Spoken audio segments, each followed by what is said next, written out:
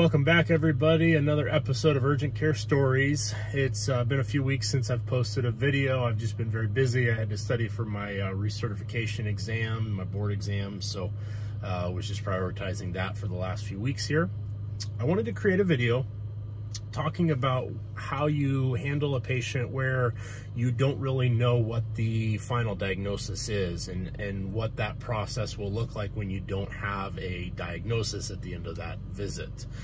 So to do so, I'm going to use a patient that I saw a few weeks ago and just kind of go through the history and my thought process and what we ended up doing for this patient. Before we get into this story, guys, I want to thank you all for your support. We finally have hit 200 subscribers, so it's a very exciting day for me. If you can just take 2 seconds right now, click the like button on this video. That would be a huge support to me. It takes no effort on your part, and it really just helps me share this video with more people and help spread what we're doing here. So I really appreciate your help getting this message out and for watching these videos. The patient was a African-American female in her 40s. And she comes in complaining of chest pain with dyspnea on exertion or shortness of breath with exertion over the past 6 months. So the history is basically she has no chronic medical problems. She doesn't have sickle cell disease. She's healthy, never had a heart attack, never had a blood clot. She's not on any medications, like totally medically boring. The perfect patient, very healthy. She's not morbidly obese. She's just an average healthy female. She comes in and she says that this has been happening on a regular basis for 6 months. And she went to the ER when this initially happened 6 months ago. They did a full workup, EKG, X-ray, CT, blood work, echo, you name it, and everything was negative at that point. She's been trying to get in with a cardiologist, and she actually has an appointment 2 days from now with a cardiologist to discuss her symptoms. So she comes into you because she's still having this pain, and it's been going on for the last few days worse than normal. The pain that she describes is kind of a very sharp pain in the substernal or right in the middle of her chest within a few seconds when she exerts herself. So if she's walking at a slow pace, she has no symptoms, but if she briskly walks or runs, anything that's a little faster than normal, she gets immediate, sharp, stabbing pain, worse with breathing. So this is what we call pleuritic type pain. It changes with respiration. She has no pain at rest. She doesn't have any tachycardia, heart palpitations, anything like that. No fevers, no cough, no leg swelling. The review systems, other than just these intermittent symptoms that she's having, is basically nothing. You ask how long does it take to develop these symptoms when you start walking, and she says, oh, if I take 3 steps, I'll get the symptoms. So it's very, very rapid onset that she gets the symptoms. So what's our differential diagnosis for this person? Well, pleuritic chest pain points us into a specific direction, but just thinking chest pain, the thing that this sounds the most like is angina. So angina is basically when you exert yourself, the blood flow from the arteries of the heart into the muscle of the heart is not enough, so that when you're exercising or when you're moving, you're starting to get ischemia, or there's not enough blood supply for the demand the muscle has, and the muscle starts to cramp or get really sore, similar to like a working out. When you're using a muscle too much, it's not getting enough blood supply, and it starts to increase the lactic acid that it builds up, stuff like that. That's kind of the idea there, basically. So it sounds like she has some aspect of angina, but she's super young for that. She doesn't have a lot of the other risk factors, so it's unlikely, but it's possible. So what are we thinking differential wise? Well, my differential basically is acute coronary syndrome, that is STEMI or ST elevation myocardial infarction, that's a heart attack. NSTEMI or non-ST segment elevation myocardial infarction, that's a heart attack, but you don't see ST segment changes, but you do have positive cardiac enzymes called troponin with an NSTEMI. And then there's unstable angina, which is new onset angina or angina that has changed from baseline. So that would be angina at rest or angina with less exertion than previously found. Pulmonary embolism is on this differential, a pneumothorax is on the differential, pneumonia, pleuritis or pleurisy, pericarditis, myocarditis, and empyema, costochondritis, and aortic dissection, a thoracic radiculopathy from something in the thoracic spine. She could have acid reflux or GERD. She could have a panic attack that presents this way. She could have some sort of a valvular issue with the heart, or she could have pulmonary hypertension. Those are some of the things that I could think of off the top of my head. And so now we need to decide, well, what of that list of the possibilities, what are the things that could kill or harm this person right now? What are the things that I absolutely need to rule out? Well, in my eyes, that would be a pulmonary embolism, acute coronary syndrome, a pneumonia or empyema, the aortic dissection, or something like that. The GERD, the panic attacks, pulmonary hypertension, myocarditis or pericarditis, they're not as critical to diagnose right this minute, but a lot of our workup can be directed at trying to figure it out. And to be honest with you, just based on the history of this pleuritic type pain, it's less likely. So what do we do with this patient? Well, we're going to develop a workup to rule out as many of these bad things as we can right now. So what do we do for her? Well, first of all, we look at the patient, we listen to the patient, and we do our vitals. Her vital signs are all perfect. Normal blood pressure, normal heart rate, pulse ox is reading 99%. I put the pulse ox on her even when she starts to walk a few steps. She becomes symptomatic, but her vitals don't really change at all. So already we can say, okay, seems pretty stable right now. Then we do our physical exam. I don't hear any abnormal heartbeat on auscultation. I don't hear any murmurs. I don't hear any carotid bruits like an aortic stenosis or carotid bruit.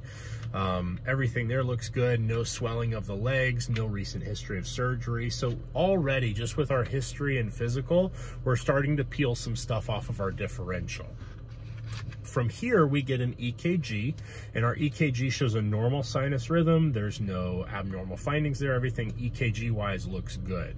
We also get a chest x-ray. Chest x-ray shows well-expanded lungs, no fluid, no free air, no pneumothorax, no empyema, no cardiomegaly, no aortic dissection, no masses or tumors are seen. Everything looks good there.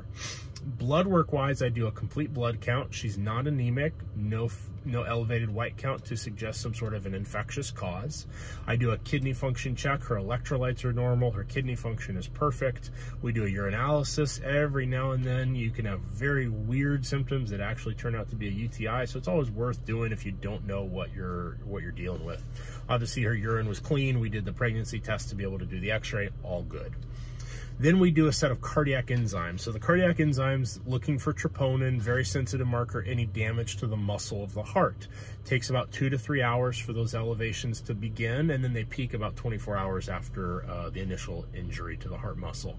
She's been having these symptoms for the past few days, so one set of cardiac enzymes is enough to rule that out for me, in addition to a normal EKG. All of that is normal. We then do our D-dimer. D-dimer, very sensitive blood test, looking for clotting anywhere in the body, would be elevated in a pulmonary embolism. In this case, it's negative. So let's review our list of what we had. Acute coronary syndrome, we've ruled out a STEMI, we've ruled out an NSTEMI, unstable angina, potentially still a cause, but she just doesn't have the risk factors for it. So I'm not super convinced at this point. So I'm okay saying it's likely not unstable angina. Pulmonary embolism, we've ruled out with the D-dimer. Pneumothorax, pneumonia, we've ruled out with the chest x-ray. Pleuritis is more of a clinical diagnosis. It's usually just kind of a chest pain worse with deep breaths or coughing, but it usually coincides with a recent strain of the thoracic wall or a recent viral infection. So the timing of multiple months of this going on just doesn't really fit. So I don't think that this is our diagnosis. Pericarditis, we would see findings on the EKG, and also symptomatically the symptoms would be worsening when she laid back, better when she leans forward. We don't see any of that to support that diagnosis. Myocarditis, that's an infection or inflammation of the heart muscle wall. We should see that there is troponin or cardiac enzymes that are spilling in that presence. That's all negative. We've ruled that out. Empyema, a pus pocket within the lung wall, that's been ruled out with our normal chest x-ray. Costochondritis is a clinical diagnosis. You basically push on the thoracic wall and they have pain with that. And she doesn't have any tenderness when I push on her chest wall. So we've ruled out a costochondritis. Aortic dissection, we've ruled that out with our chest x-ray. Normal mediastinum, no widening there. Thoracic radiculopathy is typically going to present as kind of a radiating or wrapping pain around the thoracic wall. Just the history has helped rule that one out for us, so not thoracic radiculopathy. Acid reflux can certainly cause pain, but it usually is not going to cause this worsening of symptoms with exertion. So that's unlikely in this patient, but still on the possible differentials. Again, GERD is not a life-threatening or critical to diagnose thing right now. That can be waited until it sees the primary doctor. So we're okay sitting on that. Panic attacks. The patient doesn't feel that she's an anxious person, doesn't feel like she's really anxious or having panic attacks right now. So it's possible that she could just not be in touch with her body, but unlikely, not as suspicious for this time. And it doesn't make sense why it would only occur when she takes a few steps. That doesn't really fit. Then we're left with a valvular issue. Well, per the patient, she had an echocardiogram done 6 months ago, and they didn't see abnormal motion or abnormal findings within the valves that they checked then. Still a possibility, but I don't hear anything abnormal that makes me think mitral valve prolapse, aortic stenosis, aortic regurg, anything like that on her cardiac examination. But again, needs to be seen by a cardiologist, does not need to be concerned about right this minute. Pulmonary hypertension, again, we wouldn't be able to diagnose that right now. It's kind of going to be something that they might see findings on an echo, or they'd have to do a wedge pressure to confirm that, but still definitely a possibility. So at this point, our workup has shown we've ruled out a lot of conditions in this woman. At this point, I say, look, we've ruled out X, Y, and Z for you. The time frame of this, the history that you're telling me, tells me that this is something that probably isn't life-threatening right now. Ultimately, I don't know why you're having these symptoms, and if you are that concerned or if it's that symptomatic for you, it might not be a bad idea to get you into the hospital, have a more thorough evaluation, maybe a CT with contrast, maybe an echo, something else to evaluate you further at this time. To be honest with you, I don't feel it's needed, but if you're really concerned, I want to respect that concern that you have and get you somewhere else. I always like to give that option to the patient because I want the patient to make an informed decision. I give them all of the information and data that I've been able to determine and try to consolidate it into a very clear picture for the patient and tell them what they're left with and what their options are. Then the patient can make an informed decision about what they want to do. In this case, the patient said, no, I'm not interested in going to the ER. I don't feel I need to. I just wanted to have some peace of mind. So at this point we say, look, I don't know what's going on. We've ruled out the critical stuff. I would recommend following up with the cardiologist and also getting a primary care physician as well, so you can have some further follow-up. If the heart doctor says he's all good, then you can try to find somebody else to maybe go under a pulmonary course, see if there's anything going on there. To my knowledge, I don't know what happened with this patient. Hopefully they're able to find some sort of cause or reason for her symptoms. Pulmonary hypertension, unlikely given her just age and no significant pulmonary history previously, but it's definitely something that could be explaining her symptoms. But to be honest with you, I don't know. And this happens in medicine. We don't know everything. We use the tools and the data that we have and the knowledge that we have to try to think of anything this could be, and then it's a process of exclusion. We rule things out during the process.